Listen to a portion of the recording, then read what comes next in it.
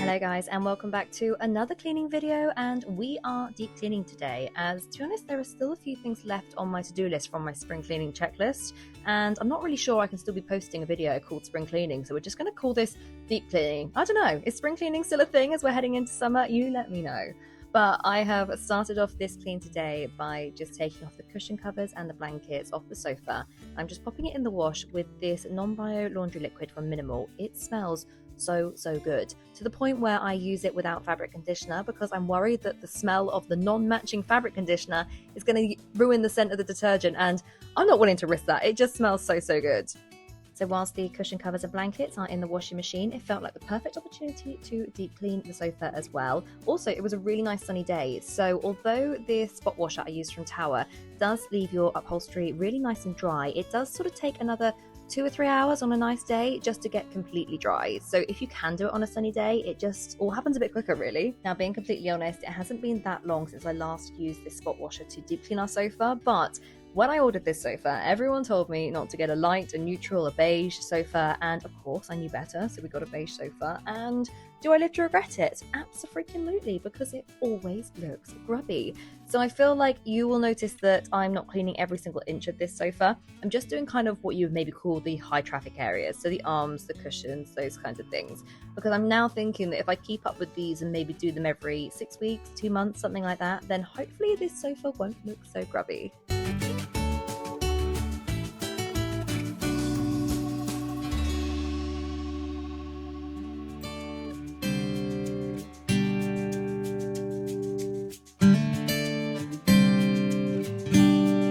One of my favorite cleaning gadgets, which I always like to use when I'm deep cleaning, is my steamer, as there are so many benefits to steaming. The obvious one is that it is a eco-friendly way of cleaning. It's not using any harsh chemicals, but also it does kill a lot of bacteria and things like that. It really helps to kill off those germs.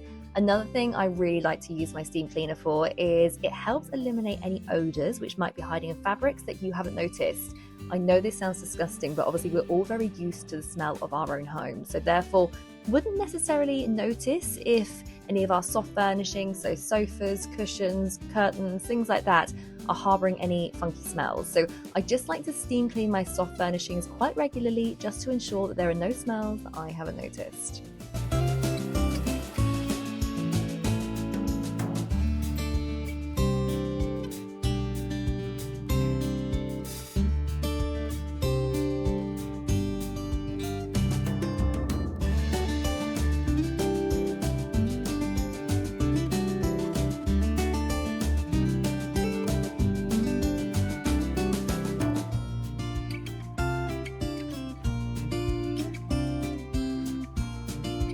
And then just using my spot washer again to go over this carpet and doormat that's at the back door, because this area gets particularly grubby. You may be wondering why I'm only just doing this one area. Firstly, it is the dirtiest, but also we are finally getting around to getting a new carpet in the lounge.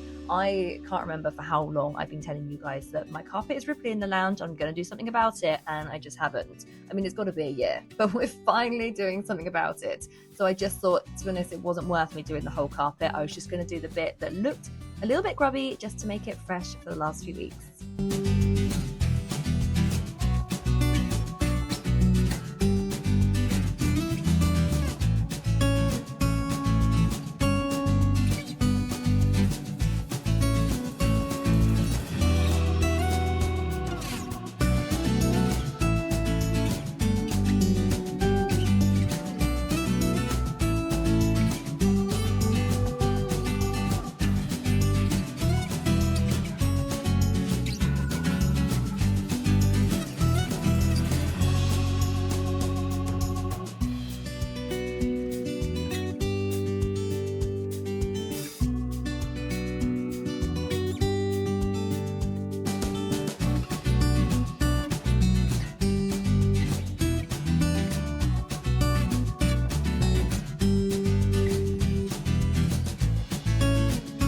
I am back with my steamer, as it is great for getting into those hard to reach areas, aka the corner of your windows. Now, I don't want to panic you, but I promise you that if you have a look in the corner of your windows, they are probably not quite as clean as you would hope or would like to say they are, because guys, everyone's windows get a bit dusty and a bit grubby in the corners. So I find the easiest way is just to steam them, because you can kind of effectively just blast the grime out. If you haven't got a steamer, I kind of would refer it to having like an indoor jet wash, because obviously the steam is so powerful and it comes out at such a pace that it does just blast stuff away, but obviously it doesn't leave any water behind like a jet wash would. Obviously you wouldn't use a jet wash in your home, but a steamer is kind of maybe a damage-free way of doing that. For those of you that have been around here for a little while, then the product that I'm using on my windows to clean my glass needs absolutely no introduction. It is, of course, the Pink Stuff Window and Glass Cleaning Kit. It is the best thing I have ever found to clean anything mirrored, chrome, glass, anything like that. It is the easiest way to get those surfaces smear free.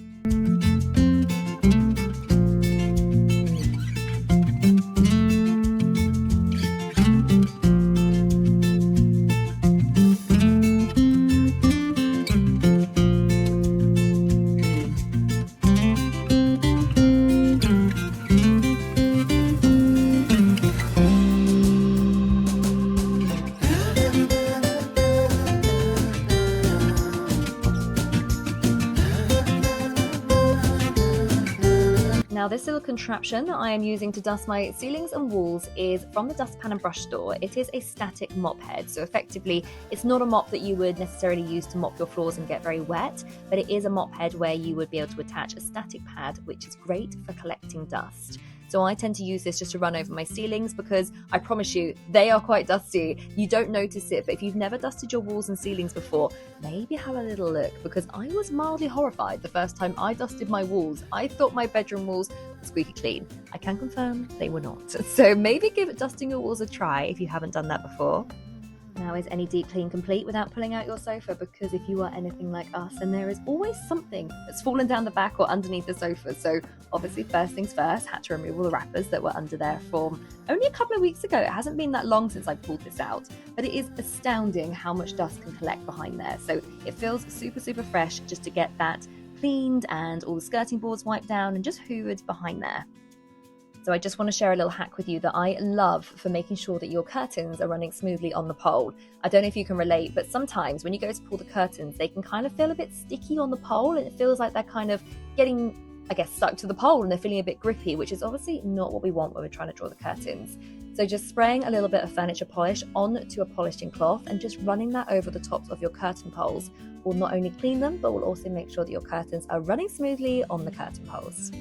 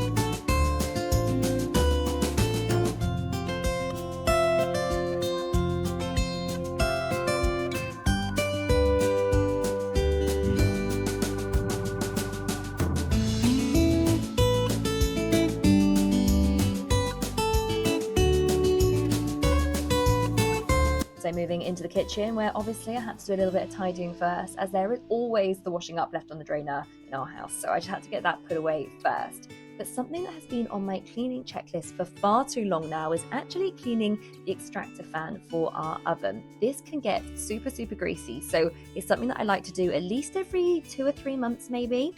And the way that I like to do it is to use a white vinegar. This one from Minimal is really great because it's mixed with a lemon scent. So obviously traditionally white vinegar can smell pretty nasty and actually can make your whole house smell like a chip shop. But this one has a much more zesty lemon fresh scent, so it really doesn't smell half as bad as it normally does. So I did spray the product quite liberally on the filter itself, and I'll leave that to do its thing for about 20 minutes before I rinse it off with some water, and then we'll leave it outside to dry in the sun. I did also use the white vinegar spray on the extractor hood itself, as again, white vinegar is really, really good at cutting through grease, and it also helps keep stainless steel smear free, so it feels like a 2-in-1 job, which we always like.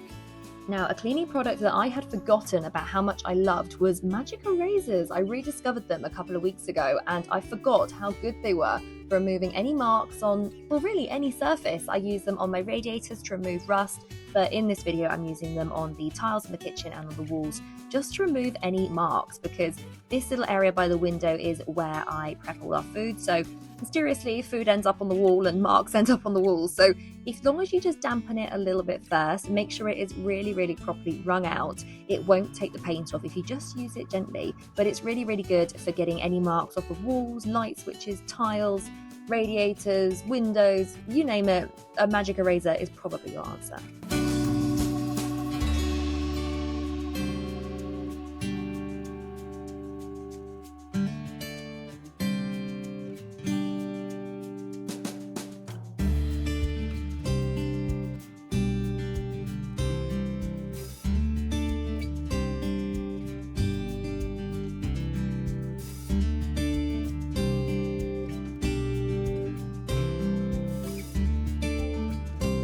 Now, this question comes with no judgment attached, as I can say that I am very guilty of this myself.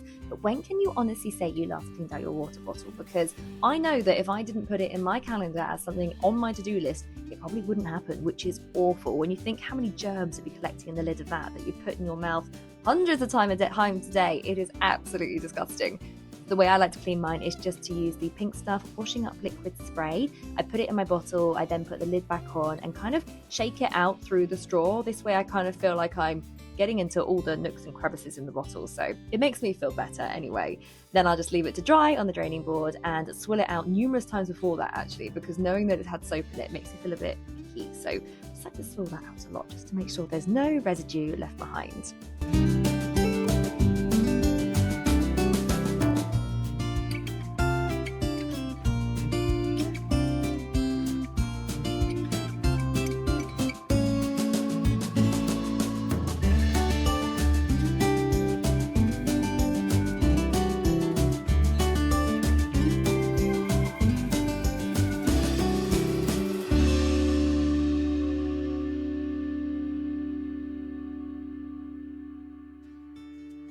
Now, I love steam cleaning my sink, as like the windows, the steamer gets into all the little crevices that you wouldn't maybe normally get to if you're just using a normal cloth or a dishmatic like I would.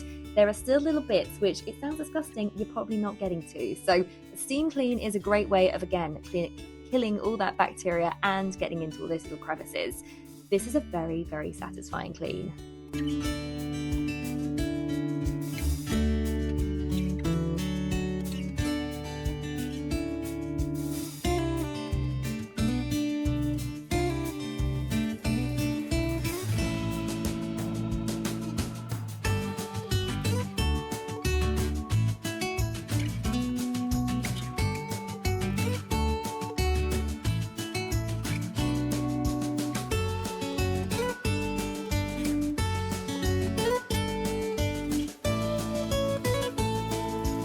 So whilst I've got my steamer plugged in the kitchen, let's have a little chat about my tiled floor grout. It is the worst decision I have ever made in this house. Don't get me wrong, I love my tiles and I love the grout when they are clean, but my god, they are an absolute nightmare to keep clean. And to be honest, actually, that's unfair on the tiles. The tiles aren't too bad to keep clean, but the grout, I went with a matching grout to the tiles because I thought that would look the best, but therefore the grout is light and any speck of dirt just seems to get lodged in there. So I have numerous different ways I like to try and clean my grout to keep on top of it. One of them is using a steamer, one of them is using a cream cleaner, one of them is using the Harpic toilet cleaner, actually. That's another really good one for it, but I just feel like I'm constantly cleaning this grout. So any suggestions on how I can make this easier or the results last for longer, I am all ears.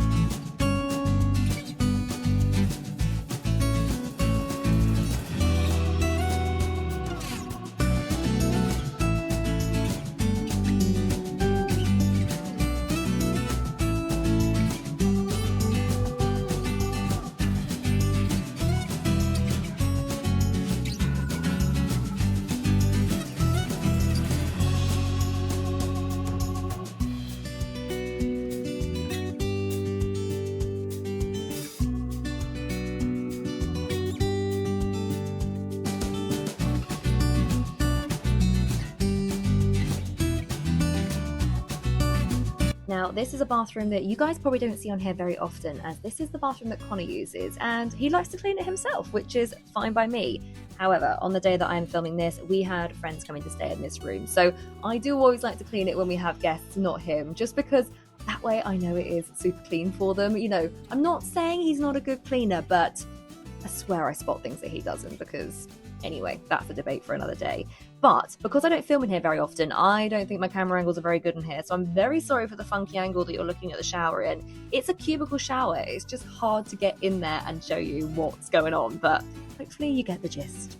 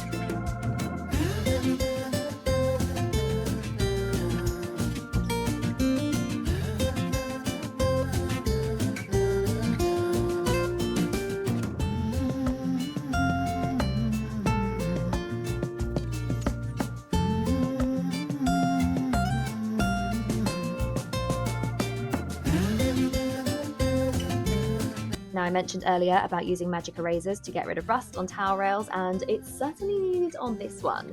There is a slight issue with the way that this towel rail was placed in this bathroom. It's right next to the sink, and it would appear that Connor can splash the water around from the sink quite a bit when he's sort of washing his face, brushing his teeth and things like that, because the towel rail has got super rusty down the side next to the sink, so much so that the paint is actually peeling off, so we do actually need to get another one. But for the time being, using a magic eraser just to get the little bits of rust off that come from just like putting damp towels on there and things like that, it works so well.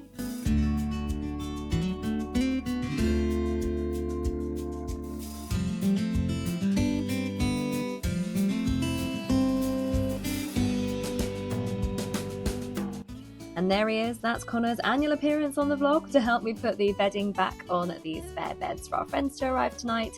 And I'm just going to spend the next few minutes just kind of tinkering, you know, making sure that the throw's got no fluff on it, because there was quite a bit of fluff on that when I put it back on. Making sure the cushions are back on, doing a quick little hoover, and then that is about it for today's deep clean with me. I hope you guys enjoyed this. Again, let me know what you think of the voiceover, because I'm not going to lie, editing this back, I don't know if voiceovers are the one for me. I don't know if it suits the kind of style of cleaning that I normally do. So I am thinking that we're going to drop the voiceovers and just go back to how we used to do things, just talk to the camera, and I feel like that suits my style much better. But as always, I'll be guided by you guys, so let me know what you think. But anyway, thank you so much for watching. If you made it this far, then I really do appreciate it, and I will see you next time. Bye!